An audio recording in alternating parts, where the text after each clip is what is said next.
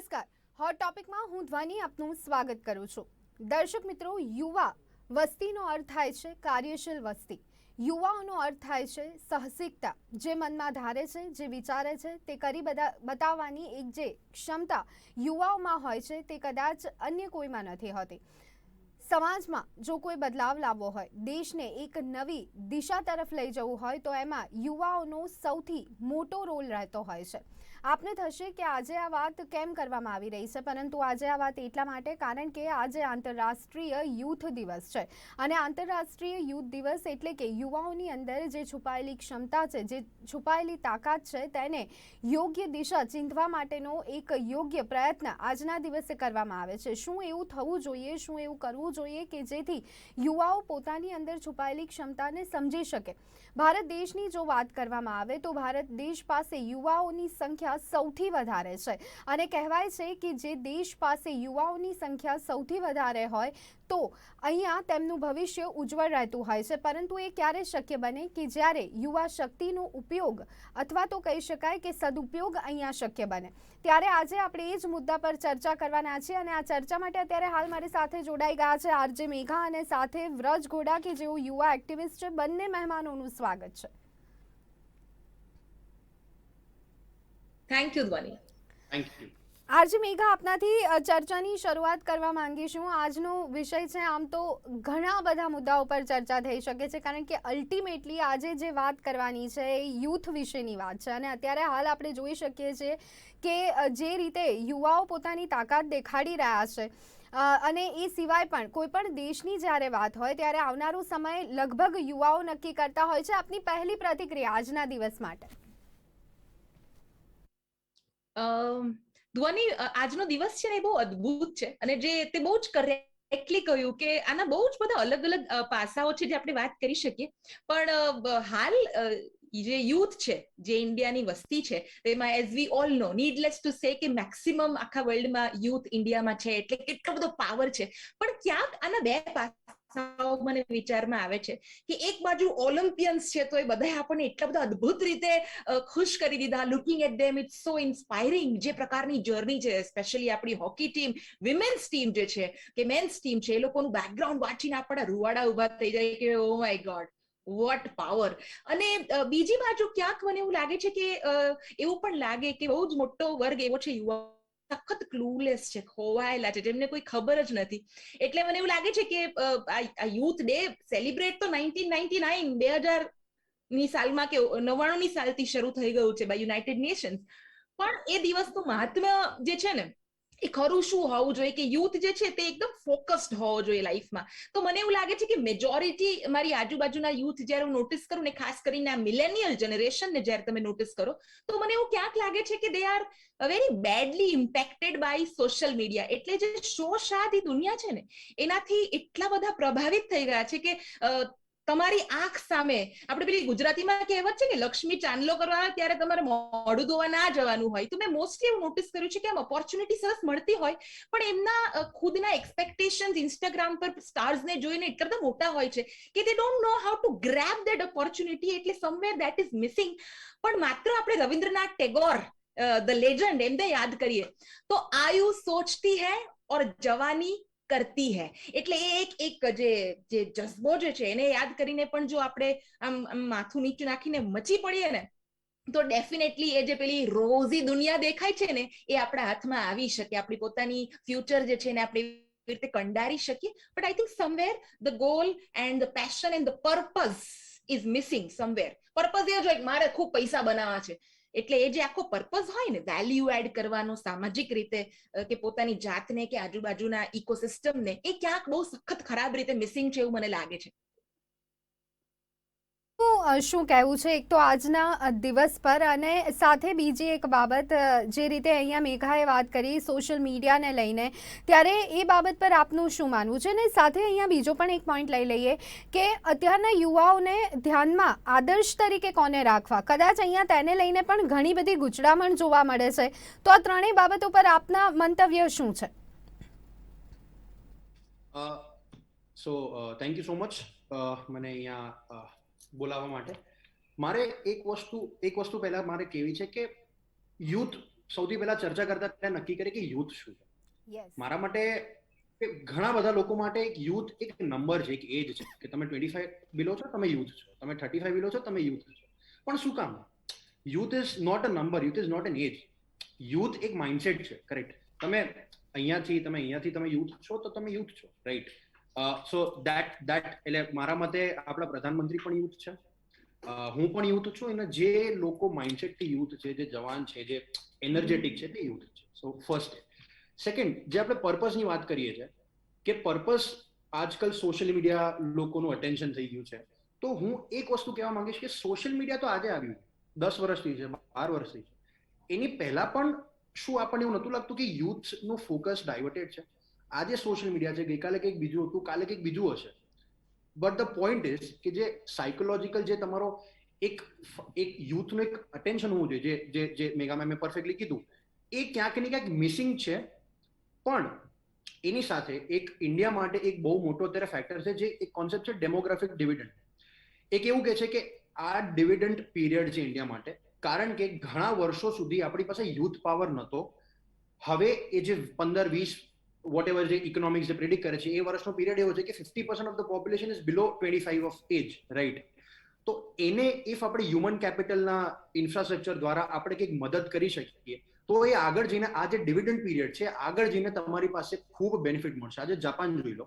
Japan જેવા કન્ટ્રીમાં યુથની population ઓછી છે, but still they are growing, કારણ કે એ લોકોને જ્યારે ડેમોગ્રાફિક ડિવિડન્ડ પીરિયડ હતો ત્યારે એ લોકોએ યુથને પ્રોપરલી યુટિલાઇઝ કર્યું. And that is vote India needs, that is what we as youth have to ensure કે આજે આપણે ભણેલા ગણેલા છીએ, પણ ઇન્ડિયા મેટ્રો સિટીઝ નથી, ઇન્ડિયા એક રૂરલ એરિયા છે. આઈ મીન ઇન્ડિયામાં ગામડા એ સાચું ભારત છે, કરેક્ટ? તો એમાં આપણે કઈ રીતે હ્યુમન કેપિટલનો યુઝ કરી શકીએ, that is a big challenge આજ માટે. અને થર્ડ વસ્તુ જે આપણે વાત કરી રહ્યા છે કે આઈડલ કોને માનવા જોઈએ, હું 100% એક વસ્તુ કહીશ કે શું કામ આપણે કોઈને આઈડલ માનીએ? આઈડલ એટલે શું કે મારે આના જેવું બનવું છે. એટલે એક વચ્ચે એક ફેમસ એડવર્ટાઇઝમેન્ટ હતી કે I want to become the next Sachin Tendulkar. શું કામ? બી ધ ફર્સ્ટ યોરસેલ્ફ ને. શું કામ? બી the first gold medallist, B the first javelin થ્રોઅર gold medallist, right? કોઈ વિચાર્યું હતું? આપણે બધા આઈડલ માન તો બધા ક્રિકેટમાં જ જાત. સો દેટ ઇઝ ધ પોઈન્ટ કે શું કામ કોઈને આઈડલ માનવું? આઈડલ માનવું હોય તો વેલ્યુઝને આઈડલ માનવું જોઈએ. That is what I firmly believe. જી બિલકુલ બિલકુલ. વ્રજ, અહીંયા આપે જે વાત કરી આદર્શને લઈને, પરંતુ આખરે ઇન્સ્પાયર થવું એ પણ એટલું જરૂરી બની જાય છે. અને જ્યારે અહીંયા આપણે જોતા હોઈએ છીએ કે અનેક એવા પ્રયત્નો થતા હોય છે કે ક્યાંક યુવાઓને અલગ રીતે ડાયવર્ટ કરવાના પણ પ્રયત્નો એટલા જ પ્રમાણમાં થઈ રહ્યા છે, ત્યારે અહીંયા કોઈ આદર્શ હોવું એ મહત્વનું નથી રહેતું, આપના મત મુજબ? અગેન હું એક વસ્તુ કહીશ કે આદર્શ કોઈ એક માણસને ના રાખીને, આદર્શ આપણી વેલ્યુઝ જો રાખીને, વેલ્યુઝને ફોલો કરીને, તો એ વધારે ઉપયોગી છે. કારણ કે આપણને નથી ખબર કોણ માણસ આદર્શ બનવા પાત્ર છે કે નથી, એ અલગ ડિબેટ છે, જે આપણે આમાં પડવું નથી આજના દિવસે. પરંતુ એક વેલ્યુઝને આપણે જો આઈડલ રાખીએ તો વધારે બેનિફિટ થઈ શકે, કારણ કે માણસ આજે છે, કાલે નથી, પરમ દિવસે હતો, પણ વેલ્યુઝ હંમેશા રહેવાની છે. So that is the only point. જી બિલકુલ. મેઘા, ઘણા બધા મુદ્દા છે, પણ જ્યારે પણ યુવાઓની વાત નીકળે ને ત્યારે એક પેઢીનું મત ડેફિનેટલી પૂરેપૂરો એ બાજુ ન હોય તો થોડો તો હોય કે આજના યુવાઓ મર્યાદા ભૂલી રહ્યા છે, સંસ્કાર ભૂલી રહ્યા છે, સાથે અહીંયા આદર ભૂલી રહ્યા છે, સમયનો સદુપયોગ કેવી રીતે કરવો તે ભૂલી રહ્યા છે. ડુ યુ થિંક સો કે શું ખરેખર યુવાઓ આવા જ છે, અથવા તો આ પ્રકારના જોવા મળી રહ્યા છે જે એક માનસિકતા અત્યારે અન્ય પેઢીમાં બની ગઈ છે યુવાઓ માટે, આ પણ કેટલું યોગ્ય ગણી શકાય? બિલકુલ અયોગ્ય. એટલે હમણાં છે ને આપણે જયારે વાત કરી ત્યારે વિરાજે બહુ જ ઊંડી વાત આઇકન માનો ને તો there are very minimalistic chances કે તમે ક્યાંક ફંટાઓ, કારણ કે આદર્શો છે ને કોઈ દિવસ ડિસઅપોઇન્ટ ના કરી શકે. એવી જ રીતે તમે જે સવાલ પૂછ્યો કે ભાઈ આ જે સંસ્કૃતિ નામનો જે શબ્દ છે ને, એ ખરા અર્થમાં આપણા મગજ ઉપર થોપી બેસાડવામાં આવેલો છે. હવે મને એવું લાગે છે કે આજે સવારની જો વાત કરું ધ્વનિ, મેં છે ને એક સ્ટોરી જોઈ ઓનલાઈન. એક અમેરિકન ગોલ્ડ મેડલિસ્ટ ઓલિમ્પિક્સમાં, એ છોકરી જે છે તો તેને તેના શૂઝની નીચે સ્પાઇક્સ હતા અને એ સ્પાઇકની ઉપર ડેડ લખેલું. એના પપ્પાની ડેથ થઈ ગઈ અને એ સખત એના પપ્પાને આઈડલ માનતી, કારણ કે whatever the personal reason is, દરેક પોતાના મા બાપને આઈડલ માનતા હોય, પણ એના પપ્પાનું ખૂબ મોટું યોગદાન હશે. તો નીચે કોઈક આવીને લખી ગયું કે પપ્પાની જગ્યા કે ફૂટમાં ના હોય, પગમાં ના હોય, કે છે દિલ પર હોય એમ. એટલે મેં નીચે જઈને એને ખાલી એટલી કમેન્ટ કરી કે શરીરનું કોઈ પણ અંગ છે ને એને સરખું મહત્વ આપવું જોઈએ. દિલ જેટલું મહત્વનું છે. આજે પગ કપાઈ જાય તો તું ચાલી શકવાનો છો, તારું જીવન અસ્તવ્યસ્ત થઈ જશે. એટલે આજે પેલી છોકરી જે છે એ ધારો કે ભારતીય સંસ્કૃતિમાં એવું મનાતું હોય કે ભાઈ પગ પાસે ના લખી શકાય, પણ એનું કલ્ચર છે. સો વાય નોટ રિસ્પેક્ટ? અને પેલું મોરલ પોલીસિંગ અને સોસાયટલ પોલીસિંગ કરવા આપણે બધા આપણા બનાવેલા ખુદના સંસ્કારો થોપી બેસાડવાની વાત છે. તમે એના ઇમોશન પર જાઓ ને, કે એ કૂદતા પહેલા એ જે એના પપ્પા ડેડ લખ્યું છે ને ત્યાં ટેપ કરીને પછી કૂદે. એટલી બધી રિસ્પેક્ટ છે એ છોકરીને કે એ ગોલ્ડ મેડલ એના પપ્પાને કોઈ પણ પરફોર્મ કરતા પહેલા એના પપ્પાનું જે લખેલું છે ત્યાં ટેપ કરીને પછી કૂદે. હવે એમાં બી આપણે આપણી સંસ્કૃતિ થોપી બેસાડવા છે. તો એવી રીતે ઘણા બધા મુદ્દાઓ છે કે જેમાં ધારો કે હું એ વસ્તુ ન માનતી હોઉં કે that's okay, I find it, હું તો રિસ્પેક્ટ કરું છું છોકરીને, એને જે પણ કામ કર્યું એને, તો that doesn't make me less Indian. એનાથી હું કઈ અસંસ્કારી નથી થઈ જતી. એટલે સંસ્કારની વ્યાખ્યા, સંસ્કૃતિની વ્યાખ્યા જે છે તે આજનું યુવા જો એને લોજિકલી વધારે જોવે, ના કે થોપી બેસાડેલી બિલીફ કે સુપરસ્ટિશન્સ થી દૂર રહીને રેશનલી વિચારતો થાય ને, રેશનલ એટલે એક લોજિક સાથે કે ભાઈ મને અહીંયા તર્ક દેખાય છે અને એટલા માટે હું આને પૂજું છું. તર્કની પૂજા કરશે ને તો મને એવું લાગે છે કે પછી આ બધી પોકળ વાતોમાં ના પડતા you will be focused on what is right, what is wrong. એટલે જે આદર્શ અને વેલ્યુ સિસ્ટમ ત્યારે સમજાશે જ્યારે આપણે વાંચતા થશું, વિચારતા થશું અને સૌથી ઇમ્પોર્ટન્ટ સવાલ પૂછતા થશું. એટલે જે આપણે ઉપરથી ચાલ્યું આવે એ બધું ફોલો કરતા રહેવાની જે આખી આદત છે ને, without asking a question why, કે ગણેશે દૂધની ચમચી પીધી તો એ પૂછ્યું નહીં કે ભાઈ એ જે મટીરિયલ હતું ઇટ વોઝ એબ્ઝોર્બિંગ. એટલે આખું ભારત જે છે એ ગણેશને દૂધની ચમચી કે અમારા તો જાદુ થઈ ગયું. તો આવા પ્રકારના અસંખ્ય લાખો કિસ્સાઓ ભારત દેશમાં છે કે જેમાં બ્લાઇન્ડ બિલીફ અને સુપરસ્ટિશન પર્ટિક્યુલર સમય યુથ મારા હિસાબથી મારી સંસ્કૃતિ જે છે તે પોતે લોજિક તાર્કિકના બેઝ પર ડિફાઇન કરવી જરૂરી છે, નહીં કે જે ચાલી આવે એ પહેરી. એક વસ્તુ ખાલી આમાં એડ કરીશ. જી. એક્ઝેક્ટલી જે મેઘા મેમનો પોઈન્ટ હતો કે તમે ધ્વનિ મેમે કીધું કે આજકાલના યુથ થોડા ડાયવર્ટેડ છે, અનપ્રોડક્ટિવ થઈ ગયા છે, પહેલા કરતા વધારે અનફોકસ થઈ ગયા છે. હું 100% એ વાત નથી માની રહ્યો.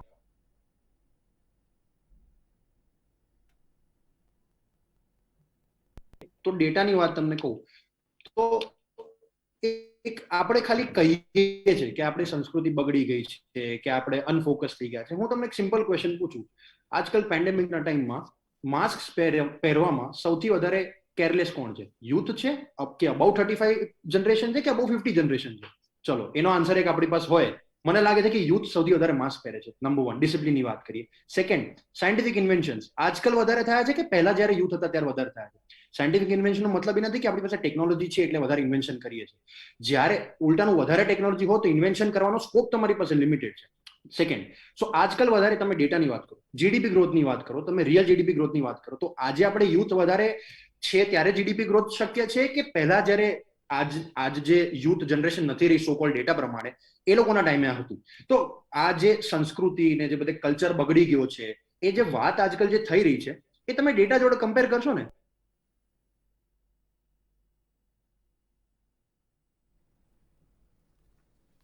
My point. સંસ્કૃતિનો મતલબ એ નથી કે હું સવાર ઉઠીને દર્શન કરું, વિચ ઇઝ વેરી ફેર, એ વસ્તુ સાચી છે. પણ સંસ્કૃતિનો મતલબ એ પણ છે કે હું મારે જ્યારે ગવર્મેન્ટ મને કે મારે માસ્ક પહેરવું છે ત્યારે હું માસ્ક પહેરું. સંસ્કૃતિનો મતલબ એ પણ છે કે જ્યારે હું લોજિક ગોતું, જે મેઘા મેમે કીધું એ એકચ્યુઅલી જોવા જેવું છે કે ડેટા પ્રમાણે કે આજે પહેલા વધારે સારું છે કે પહેલા વધારે સારું હતું, બિફોર મેકિંગ એની ક્લેમ્સ. જી બિલકુલ બિલકુલ વ્રત, જે મારી વાતનો આધાર લઈને આપણે વાત કરી, પરંતુ મારું બિલકુલ એવું માનવું નથી કે યુથ અનપ્રોડક્ટિવ છે. અહીંયા હું એક પેઢીની વાત કરી રહી છું કે જેમનું માનવું એ છે કે યુથમાં આદર નથી, યુથમાં સમયનો સદુપયોગ કરવાની વૃત્તિ નથી. એટલે કેટલીક એક પેઢીની માનસિકતા બની ગઈ છે યુથ માટે, જે હું રજૂ કરી રહી હતી. કદાચ અહીંયા ક્યાંક થોડીક મિસઅન્ડરસ્ટેન્ડિંગ થઈ હતી. મેઘા, અહીંયા ચર્ચામાં અને આજ માધ્યમથી હું બસ એ કહેવા માંગુ છું કે એ જ પેઢીને આ એક નાનકડો જવાબ હતો કે બિલકુલ. આપણે એક લોજિક ક્લેમ કર્યા વગર સૌથી પહેલા એક ડેટાબેઝ રેશનાલિટીથી અપ્રોચ કરવો જોઈએ પ્રોબ્લેમ. That is. જી બિલકુલ. મેઘા, આ બધાની વચ્ચે આપણે યુથની જ્યારે વાત હોય ત્યારે ચોક્કસ આજે આંતરરાષ્ટ્રીય યુથ દિવસ છે એટલે એક મુદ્દો સતત ચર્ચાતો હોય છે, કારણ કે દેશમાં બદલાવ લાવવો હોય તો એમાં પોલિટિક્સમાં બદલાવ આવે એ પણ ખૂબ જ મહત્ત્વનું બની જાય છે, અને પોલિટિક્સમાં યુવાઓની એન્ટ્રી થાય એ પણ એટલું મહત્ત્વનું રહેતું હોય છે.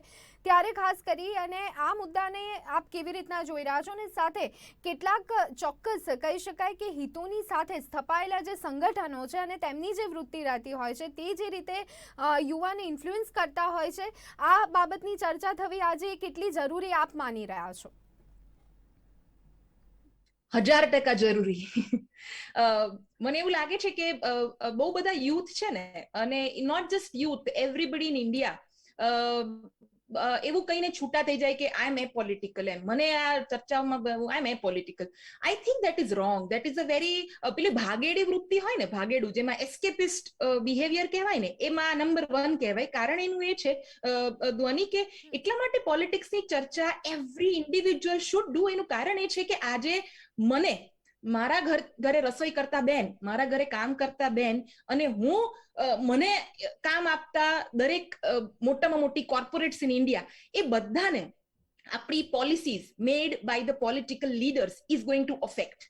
હવે એમાં જો હું મારો મત ના રજૂ કરું, અથવા તો હું બહુ એક બેલેન્સ થિંકિંગ અપ્રોચ ના રાખું અને એક પર્ટિક્યુલર પ્રકારના જૂથને વાંચતી જાઉં તો મારું બ્રેઇન વોશ થઈ જશે. એટલે આપણે એક તો છે ને, આ ફેસબુક અને ઇન્સ્ટાગ્રામના એલ્ગોરિધમ્સ એવા છે કે એક વખત, સે ફોર એક્ઝામ્પલ, સેન્ટ્રલ ગવર્મેન્ટ વિશે તમે કોઈ આર્ટિકલ વાંચ્યો વિચ ઇઝ એન્ટી એસ્ટાબ્લિશમેન્ટ, કે તમે એવું વાંચ્યું કે સરકાર વિરુદ્ધનો એક આર્ટિકલ વાંચ્યો અને તમે લાઈક કરી કે કોમેન્ટ કરી. હવે એલ્ગોરિધમ તમને પકડે અને પછી માત્ર ને માત્ર એવા જ પ્રકારના આર્ટિકલ્સ તમને વંચાવે, અથવા તો ઓપોઝિટ, કે જે એને ફેવર કરતી હોય એ જ પ્રકારની વસ્તુઓ તમારી આંખ સામે આવે.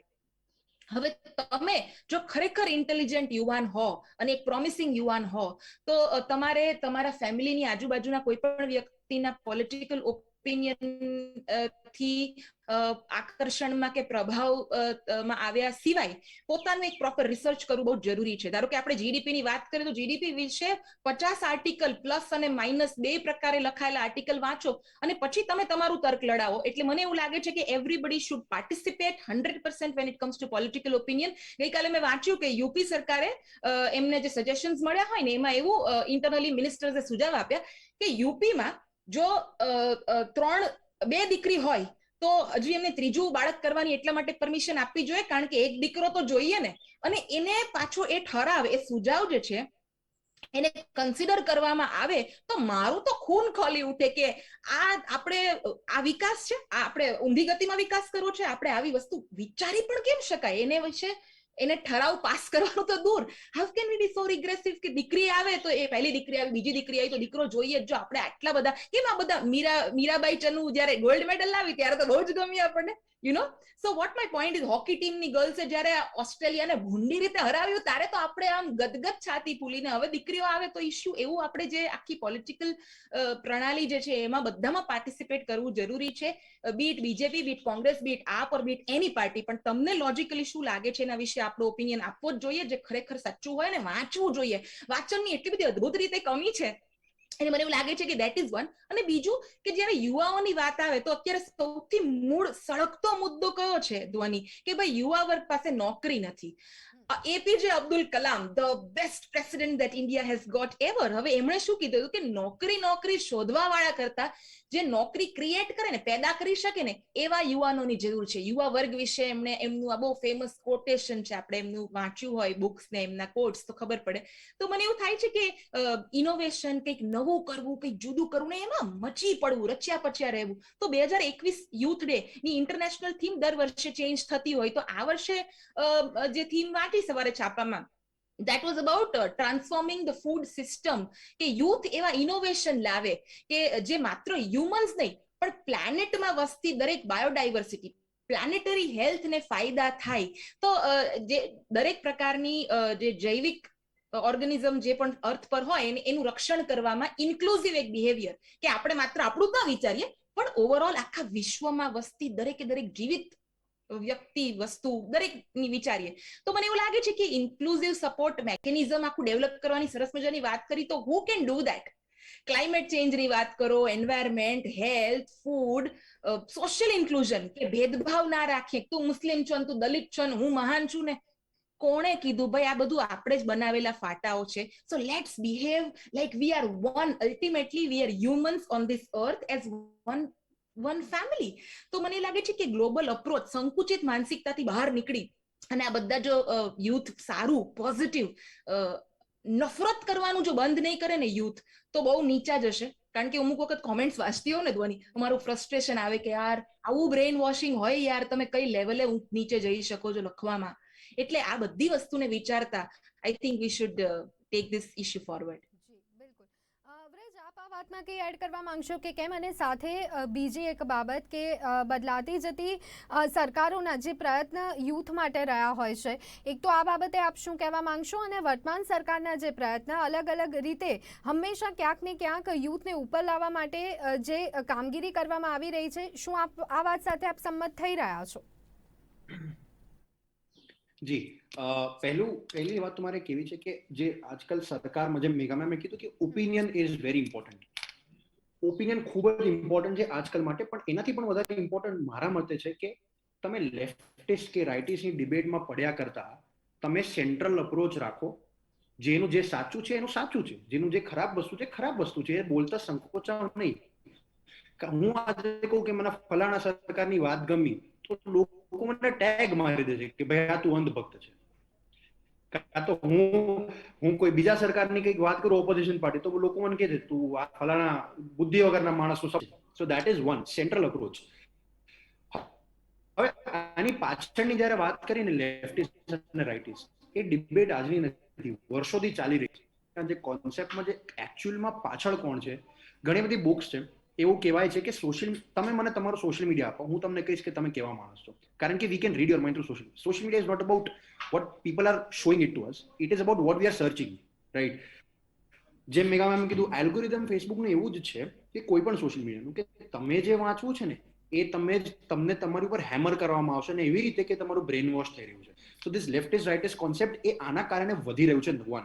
નંબર 2, જે મેં કીધું કે $5 ટ્રિલિયન આપણી ઇકોનોમી જો આપણે કરવી હોય, જેમ આપણો ગોલ છે, એના માટે જોબ સીકર્સ કરતા જોબ ક્રિએટર્સની વધારે બહુ જ ઇમ્પોર્ટન્સ છે. અને એના માટે હું એક વાત કરીશ કે જે કોઈ પણ સરકાર આવે, બીજેપી હોય, કોંગ્રેસ હોય, આમ આદમી પાર્ટી, કોઈ પણ સરકાર હોય, એક ફોકસ એનું માટે એક હોવું જોઈએ કે ભાઈ at least for the next 10 years મારી આ પોલિસી ચેન્જ ના થવી જોઈએ. આ તો યાર 5 વર્ષ પછી એક સરકાર બદલાઈ જાય એટલે મારી પોલિસી બદલાઈ ગઈ. I mean, is this a joke? એમ. કારણ કે if you want to genuinely create employment through youth, you need to give them 10 years. એક ગુજરાતીમાં કહેવત છે ને કે 1000 દિવસ કોઈ પણ ધંધાના તમારે શીખવામાં જતા રહે છે. If you want to be job creators, 1000 દિવસો લર્નિંગમાં જતા રહે છે, એટલે તમારે 3-3.5 વર્ષ ત્યાં જ જતા રહે. હવે 1.5 વર્ષમાં મારી સરકાર બદલાઈ જશે, પોલિસી બદલાઈ જશે એટલે મારો ધંધો પતી ગયો. This should not be the case, right? એટલે there should be some stability આપણા સિસ્ટમમાં, જેના કારણે ગવર્મેન્ટ જે કરવા માંગે છે એ વર્ષો વર્ષ સુધી કન્ટિન્યુ થાય. ને ત્રીજી એક વસ્તુ, જ્યારે આપણે કીધું કે યુથનું ઇન્વોલ્વમેન્ટ પોલિટિક્સમાં, બેઝથી વાત કરીએ, ખાલી એક જ મુદ્દો કહું તો હું હમણાં સર્ચ કરતો હતો, તો આપણા માટે મિનિમમ એજ ક્વોલિફિકેશન છે to be a president of a country, to be a MLA of a country, to be an MP of a country, and which is like 10 years above our voting age. તમે 18 વર્ષે vote કરી શકો છો, પણ તમે એક MP બનવો ને તો તમારે 25 વર્ષની રાહ જોવી પડે. તમારે એક વાઇસ પ્રેસિડેન્ટ કે પ્રેસિડેન્ટ બનવું ને તો તમારે 35 વર્ષની રાહ જોવી પડે. તમારે MP બનવું તો તમારે 30 વર્ષની રાહ જોવી પડે. શું કામ? I mean, if you are giving us the right, obviously pros and cons છે. તમે મને 18 વર્ષે એક સરકાર સિલેક્ટ કરવાની જવાબદારી આપો છો, તો તમે મને 18 વર્ષે સરકાર ચલાવવાની જવાબદારી કેમ ના આપો? 1. અને number 2, why should there not be an upper age to it? હું 30 વર્ષ પહેલા ના આપી શકું તો હું 100 વર્ષ સુધી જીવું તો 100 વર્ષ સુધી ચલાવી શકું સરકાર? આઈ મીન, એટલે આઈ અન્ડરસ્ટેન્ડ કે લોઝ બન્યા છે, ઘણા નિયમો સાથે છે, તો પણ લોઝને અમેન્ડ પણ કરવા જોઈએ. દેટ ઇઝ ઓબ્વિયસલી એક ડિબેટની વાત છે, પણ એક આ મુદ્દો પણ એક બહુ જ ઇમ્પોર્ટન્ટ બની શકે છે. જી મેઘા, સાથે જ થોડી વાત એજ્યુકેશનને લઈને પણ કરી લઈએ. હવે ધીરે ધીરે પ્રયત્નો થઈ રહ્યા છે, પરંતુ જે રીતે દરેક વ્યક્તિના જીવનમાં શિક્ષણ એ બહુ મહત્ત્વની ભૂમિકા ભજવે છે, ત્યારે યુવાઓ માટે પણ એ જ શિક્ષણ મહત્ત્વનું રહેતું હોય છે. શું લાગે છે કેટલાક બદલાવ અહીંયા જરૂરી છે? મને એવું લાગે છે કે ફોર્ચ્યુનેટલી આ જનરેશન છે ને દે આર વેરી વેલ એક્સપોઝડ. એટલે ધ્વની ધારો કે માત્ર 10 વર્ષ પહેલાની વાત કરું, મારી અને તમે આપણે જયારે કોલેજ કરી હશે ત્યારની વાત કરો તો મને એવું લાગે છે કે આપણી પાસે એટલા બધા ઓપ્શન્સ નહોતા, વેરી લિમિટેડ ઓપ્શન્સ. હવે તો એટલું તો અદ્ભુત પ્રકારના ઓપ્શન્સ ખુલી ગયા છે. એટલે I think they are lucky enough. અને એજ્યુકેશન સિસ્ટમ જો હવે પોલિસી મેકર્સ પ્રત્યે જે ઇશ્યુઝ છે એ that is a second thing, પણ જે ઓપોર્ચ્યુનિટીઝ છે એ ગ્રેબ કરતા આવડતી હોય અથવા તો આપણી આજુબાજુના સર્કમસ્ટેન્સીસ આર્થિક રીતે સબળ હોય તો એ મોસ્ટલી મને લાગે છે વાંધો નથી આવતો હતો. અને જે આર્થિક રીતે સબળ ના પણ હોય તો એ સ્કોલરશિપ માટે બહુ મહેનત કરીને કરી લેતા હોય છે. પણ ઇન્ટરેસ્ટિંગ પાર્ટ એ છે કે આપણે જયારે ઇનોવેશનની વાત કરીએ છીએ ને તો મને લાસ્ટ યર મેં એક વિડીયો શેર કર્યો તો આજે મેમરીમાં આવ્યો ને તો મને ખબર પડી કે આ જયારે પેલું લોકડાઉન ચાલતું હતું ને તો એક ફૂડ એન્જિનિયર્સની ટીમ દિલ્હીમાં, તો એ લોકોએ કેવું કર્યું કે ભાઈ પાણીપુરીની તો આપણને એવી બધી જબરી જલદ આદત કે એના વગર તો ફાવે જ નહીં. તો દે કેમ અપ વિથ અ મશીન, અને એ મશીન છે ને એ ટચલેસ મશીન હતું કે જેમાં તમારે ખાલી એક તમે કોઈન નાખો અને પછી એ પાણી એ પૂરી આવે, પછી એક મશીન આમ પાણી ભરાઈ જાય ને તમે ખાઈ લો. So it is a touchless entire machine. તો એ યુથ એ લઈને આવ્યું. એટલે બેઝિકલી મને એવું થાય છે કે જયારે ઇનોવેશનની વાત આવે ત્યારે જે આ યંગર જનરેશન જે છે, મોડર્ન જનરેશન જેને આપણે કહીએ છીએ, તો એનામાં જે પ્રકારની કામ કરવાની ક્ષમતા હોય એ મને લાગે છે ઇટ્સ એક અલગ લેવલનું પેલું મેડનેસ હોય, એક કેમિકલ મેડનેસ હોય મગજમાં વેન યુ આર યુથ, કે મારે આ કરવું ને તે કરવું છે. તો એ છે ને રાઈટ દિશામાં જો થાય ને તો મને લાગે છે મિરેકલ્સ થાય. અને સૌથી ઇમ્પોર્ટન્ટ કમ વોટ મે, રીડ ગુડ પીપલ. નેલ્સન મંડેલાથી માંડી સ્વામી વિવેકાનંદથી માંડી તમે દરેક પ્રકારના અલગ ફિલ્ડના લોકોને જો વાંચશો તો એ એક્સપોઝર મળશે. અને સ્પોર્ટ્સ ફિલ્ડમાં લોકોની બાયોગ્રાફીઝ, અને ખાલી ભારતનું શું બહારના લોકોને પણ વાંચીને મને એવું લાગે છે કે that will widen the entire thought process. જી બિલકુલ. તો દર્શક મિત્રો, દેશનું અમૂલ્ય ધન એટલે કે યુવા ધન. જી હા, અને એના પર જ આજે આખો આપણે એક શો કર્યો છે. એ જ વિશે આપણે ચર્ચા કરી છે. ચર્ચામાં મારી સાથે જોડાયા હતા વ્રજ ગોડા અને આરજે મેઘા. બંને મહેમાનો મારી સાથે જોડાયા તે બદલ આપનો ખૂબ ખૂબ આભાર. તો દર્શક મિત્રો, હોટ ટોપિકમાં અત્યારે બસ આટલું. રજા આપશું. નમસ્કાર.